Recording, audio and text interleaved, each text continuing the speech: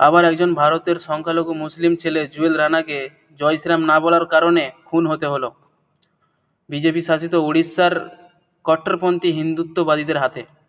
কোথায় গেল সেই সব বাংলাদেশের সংখ্যালঘু দরদিরা যারা দীপুচন্দ্র দাসের জন্য চেঁচিয়ে চেঁচিয়ে গলা ফাটাচ্ছিল, রাস্তায় নেমে প্রোটেস্ট করছিল, সোশ্যাল মিডিয়ায় জাস্টিস বলে পোস্ট করছিল? কোথায় তারা? ভারতের সংখ্যালঘুরা খুন হলে চুপ হয়ে থাকেন কেন? তখন তো রাস্তায় নামেন না, তখন তো রাস্তায় চেঁচিয়ে চেঁচিয়ে গলা ফাটান না।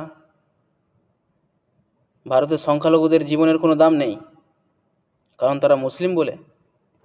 শুধুমাত্র জুয়েল রানা নয়, অনেকেই এর শিকার হয়েছে। মুম্বাইয়ে আবু বক্কর মণ্ডল, হরিয়ানায় সাবির, বিহারে মোহাম্মদ আতাউর হোসেন, রাজস্থানে মোহাম্মদ আফরাজুল, ঝাড়খণ্ডে তাবরেজ আনসারি, এরকম হাজার হাজার ভারতের সংখ্যালঘুদের খুন হতে হচ্ছে কট্টরপন্থীদের হাতে শুধুমাত্র মুসলমান হওয়ার কারণে। ভারতের দেখেই তো বাংলাদেশ শিখছে। আগে ভারত সরকারকে প্রশ্ন করুন,